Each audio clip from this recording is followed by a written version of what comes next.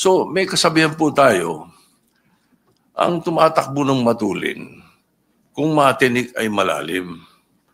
Kaya dapat siguro pag-isipan muna natin kung tama ba na bago magdesisyon ang Supreme Court, basta ibasura na natin ang kaso na ito. Unang-una po, Mr. President, gusto kong malaman, yung po bang mga kasong sinabi niyo, unanimous decisions po ba lahat? I am not sure about that.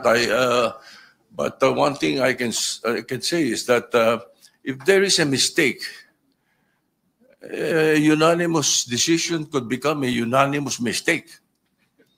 Wala pa pong nangyaring gano'n, Mr. President. At saka po tayo, pag nananakbo, ako po ay nakasapatos at saka sa kalsada kaya hindi po ako matitinik.